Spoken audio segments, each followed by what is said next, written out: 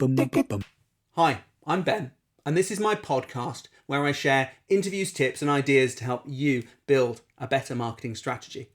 Now, this is the third of 6 episodes in which I'll be walking you through the foundation level of my marketing strategy. I'm going to give you ideas, advice, and guidelines in a simple step-by-step process that will work for any startup or business new to marketing. The episodes cover planning, stats and analytics, website development, that's this one, search engine optimization, social media, and business tasks, so that they give you everything you need to get your marketing strategy a great foundation. Now, if you want to jump ahead or go back to stuff you've missed, everything I'm talking about is available now on our website, ratherinventive.com/marketing-strategy. For now, here's part 3, and it's all about web development. Enjoy. Okay, next on the list, the category is website. So this is just really getting started on, I'm assuming you'll have some sort of website. If you don't, then you can just skip this section and come back to it. If you do, fab, then you can just use this to get you started, and we'll take you through some more advanced things with your website in the pro and expert levels. But for now, all we're going to do is, for number 13, is just to see where you are, grade your performance. And this could be a really useful tool just to do on a regular basis, just to gauge whether you are improving or not.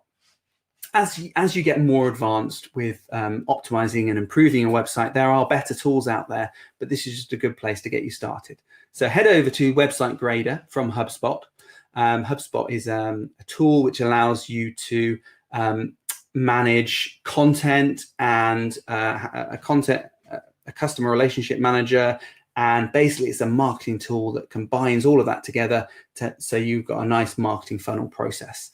And so this is a free tool they provide as a way of sort of leading into their system. But you can use it on its own. You don't need an account.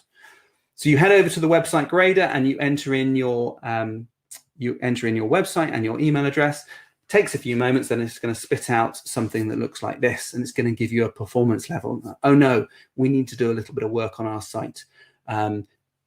Now, if you scroll down, you may not understand everything that comes up, but there may be some little things that you can do, or if not, you can just print this out to a PDF and send it to your web developer and say, hey, I noticed there's some things wrong here. Can you help me out? Are they an issue? It may be that they're not an issue, or it may be that there's some plugins on your site that just don't allow you to get a perfect score on here. Don't worry if you can't, but it's a good idea just to run this so you get an understanding of where you are.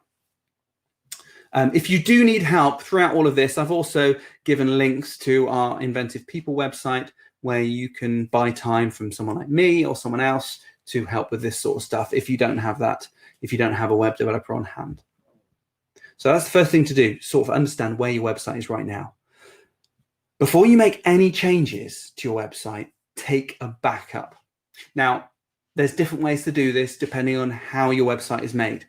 If you're on Wix, Weebly, Squarespace, Shopify, they all have limited ways of backing up the website because they host everything for you. They're assuming that that you will leave it to them to back up the website. However, what I mean by making a backup of your website is if you make a mistake, delete a page, change content, and you didn't mean to, and you need to come back to fix it later on.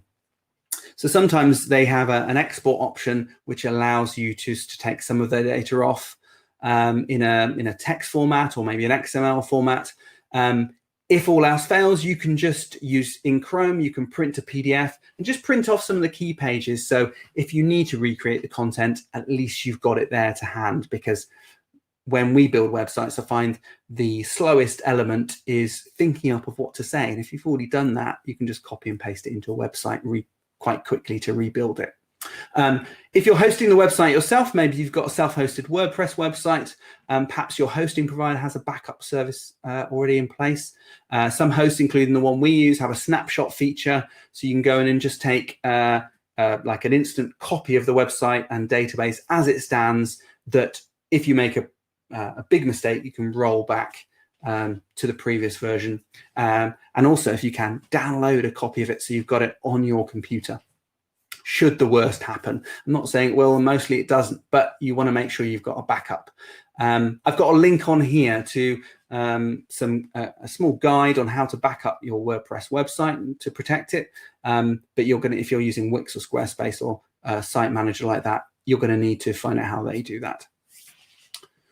Now, this was partly shown on the website grader, but task number 15 is all about checking how fast your website loads. Now, this is really important for search optimization, which is the next section, because the faster your website loads, the more likely you are to, well, it's going to be a comparison between you and the other people coming up in search. So you want your website to load fast because that's going to save Google's time, and it's also going to save your visitors' time when they're on your site. If it's nice and snappy and it loads fast, then you've got more chance they're going to stay on it without bouncing.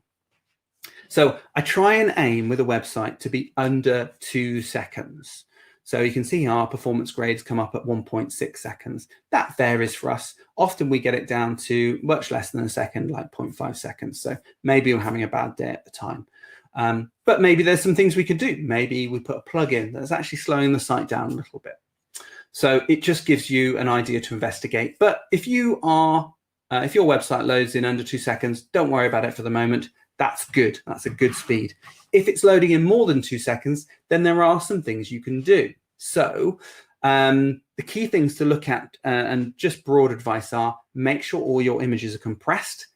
If you've got images that are too big, it will slow down the website because it has to load the full image before it shows. So you want to make sure they're as big as they need to be and no bigger, and then compress them. So use a tool like Image Optim is a really good tool for the Mac. If you're using WordPress site, make sure you remove any plugins because sometimes they can leave extra code in that loads. And if you're not needing that code, it's just going to slow it down. And make sure you're using cache. All that means is that once the website pages load, it stores a copy of those sort of finished loaded pages ready just to fling to the visitor much more quickly than having to load the files, load the database, compile everything together, and then send it to the customer. So a caching will speed things up massively. Hopefully you've got a hosting provider who has caching. If not, there are plugins you can get for WordPress to do that.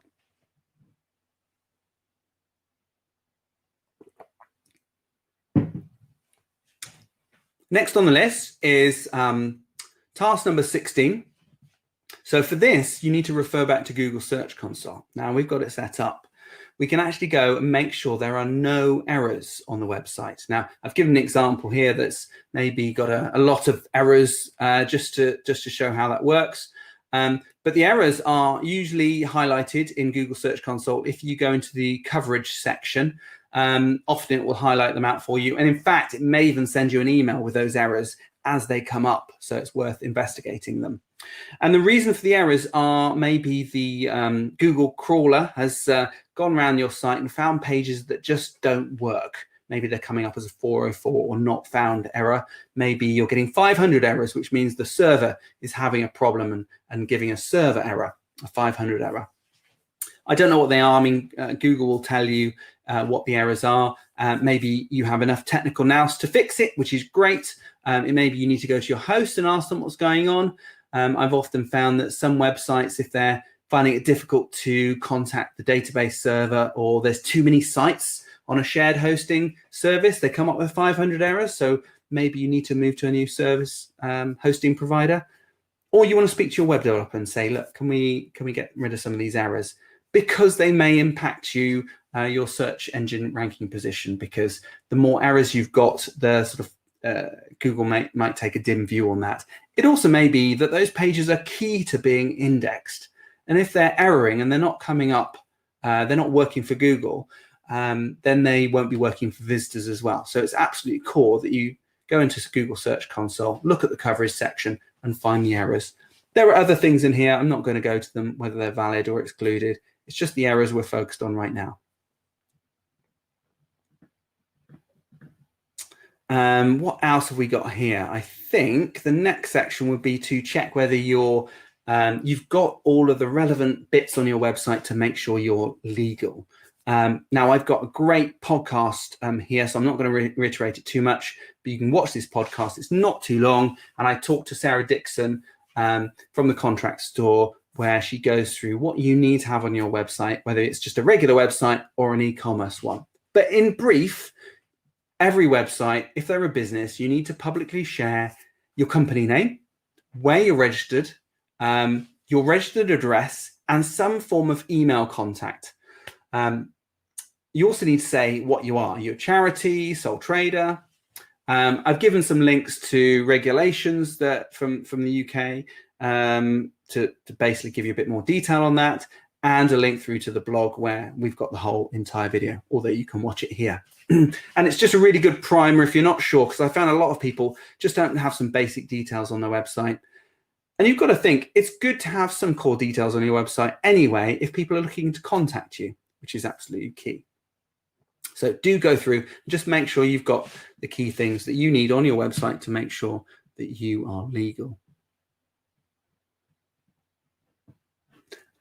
Related to that is to make sure you're compliant with GDPR. Now, this task is just to make sure you've got a cookie policy on your website. That is by far, that's not the main, that's not all you need to do, but that's all I want you to do right now, is just make sure you have some kind of notice that comes up on your website telling people that you use cookies. Because if you're having Google Analytics on your site, then you will be. Perhaps you've got a Facebook pixel or other things on your site that need cookies as well. So you need to have a cookie policy come up on your website that links through to your privacy policy, where you explain what you do with them.